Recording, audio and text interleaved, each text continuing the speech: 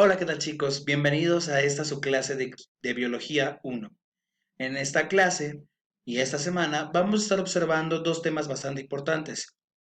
El primero es bacteriología y el segundo es virología. Esto forma parte de la segunda clase del tercer parcial que se titula Energía y Metabolismo. En este caso vamos a observar las bacterias. ¿Qué son las bacterias? Las bacterias son miembros del reino Monera que tienen un tamaño adecuado para sus funciones tan primitivas. Son generalmente de 0,5 hasta 5 micras de largo o de diámetro. Ya ahorita van a ver por qué estoy diciendo esto. Y que presentan un tipo de nutrición bastante complejo. Puede ser un tipo de nutrición autótrofo o puede ser un tipo de nutrición heterótrofo. Generalmente las bacterias que son patógenas para los seres humanos son de un metabolismo heterótrofo. ¿Por qué? Porque tienen que eh, conseguir su propio alimento. ¿Y cómo lo consiguen? Bueno, lo consiguen gracias y debido principalmente a que estas absorben los nutrientes que hay alrededor, generalmente carbohidratos como la lactosa o la glucosa, e incluso hay algunas bacterias que se alimentan de fructosa. Ahora, hay diferentes tipos de bacterias y cada bacteria es especial como tal. Hay bacterias patógenas y hay bacterias muy buenas, pero eso debemos estar observando conforme avancemos en bacteriología. Claro, bacteriología realmente no va a ser un tema bastante extenso como lo hubiese hecho en una clase normal, pero trataré de darles lo más posible. Ahora, la división de las bacterias o cómo se reproducen es gracias a la mitosis, que es lo que vimos algunas clases atrás. En este caso, las bacterias, una bacteria madre se va a dividir en dos bacterias hijas. Ahora, también recuerden que les dije que las bacterias son autótrofas. Hay bacterias que por medio de quimiosíntesis pueden realizar su propio alimento, que de hecho fue una pregunta en el cuestionario de hace 2 semanas. Bueno, las bacterias las podemos clasificar por su forma. Existen diferentes formas, pero las tres formas importantes son cocos, bacilos y espirilos. En este caso, y aquí voy a ocuparme de mi puntero, aquí tenemos los cocos. Los cocos son bacterias de tipo esférico, las cuales pueden interaccionar mucho entre sí. Por ejemplo, hay algunas que pueden generar diplococos, que son dos cocos unidos por una pequeña, con un pegamento de biofilm. Luego existen los streptococos, que son cocos en forma de cadena, los cuales, pues, alguna vez lo han de haber escuchado, son más, perdón, son muy, muy patógenos y pueden generar muchas enfermedades, principalmente del tracto respiratorio. Las tétradas son grupos de 4 cocos y las arcinas son grupos de 8, pero son dos tétradas unidas. Y los estafilococos son grupos de bacterias unidos a manera de racimo de uvas.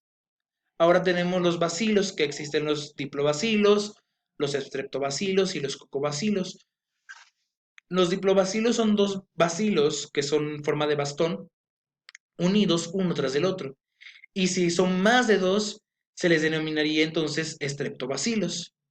Ahora también están los cocobacilos. Los cocobacilos son de esta manera, son como óvalos que están unidos uno con otro.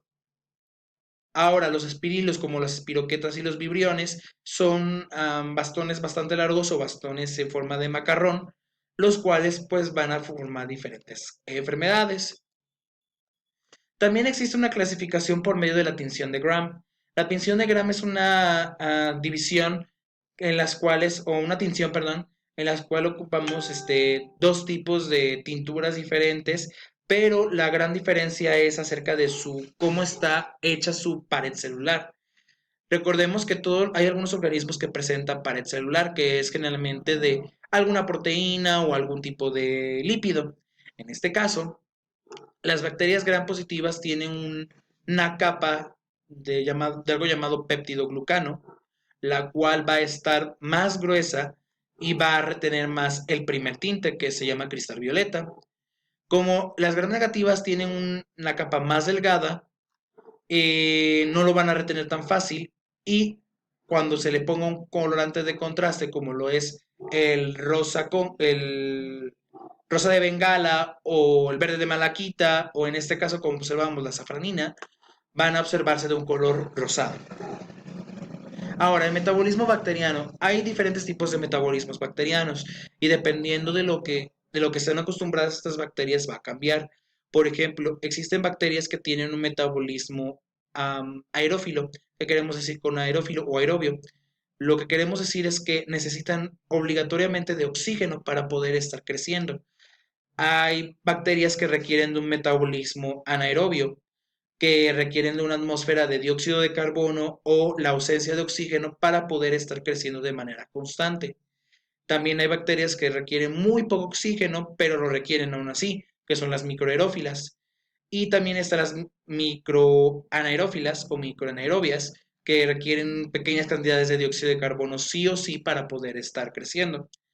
Ahora, los metabolismos bacterianos son más complicados. Hay metabolismos que requieren glucosa, hay metabolismos que requieren fructosa, hay fermentadores de lactosa muy buenos, hay fermentadores de citrato, fermentadores de la urea, y todos estos tipos de metabolismo o qué es lo que la bacteria puede transformar o qué no puede transformar, es lo que hace su importancia diagnóstica en un laboratorio. Ahora vamos con virología. Virología es una ciencia que ahorita está muy de moda debido a lo que es el coronavirus. Aquí podemos observar una representación gráfica de lo que es este coronavirus, pero generalmente en virología vamos a estar estudiando la capacidad de los virus y qué son los virus como tal, cómo se replican, cómo se alimentan, si se alimentan o si necesitan diferentes tipos de entornos para sobrevivir. Ahora, ¿cómo la biología define al virus? Bueno, biología lo define como un ente entre lo vivo y lo inerte, que es un parásito obligado. ¿Qué me quiero dar a entender con esto? Tiene elementos propios de los seres vivos, pero tiene elementos propios o que están fuera de los seres vivos. Por ejemplo, eh, el virus tiene una capa de proteínas, tiene ADN o ARN, que lo volvería en teoría algo vivo. Sin embargo, si nosotros observamos, no tienen metabolismo, no duermen o no descansan, no se reproducen, sino se replican, que es muy distinto. Y también tenemos el hecho de que eh, no presentan crecimiento como tal, presentan replicación, que son copias del virus, pero no es un virus pequeño que se vuelve grande o un virus que tenga que madurar.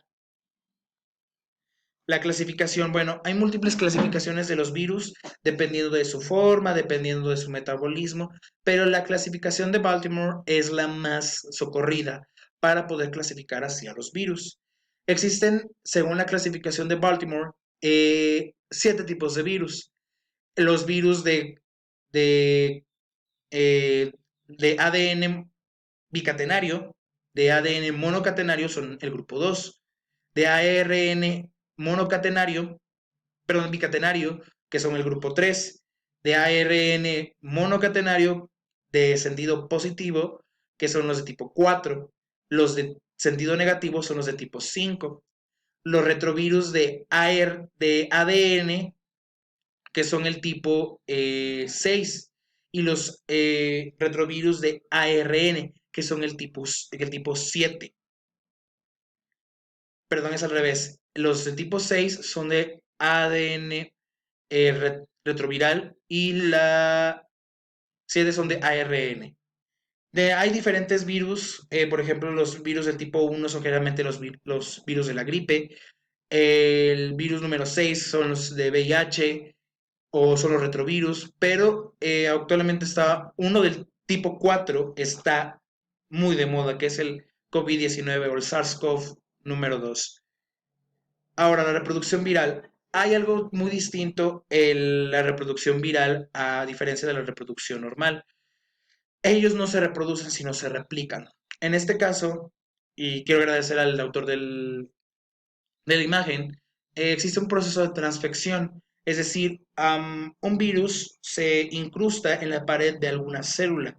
sea una célula humana, sea una célula bacteriana, sea una célula de planta, etc. Luego existe una penetración. Después de que esta penetración ocurre, inicia una inyección de material genético dentro de la célula, el cual se va a mezclar junto con el material genético de la célula como tal.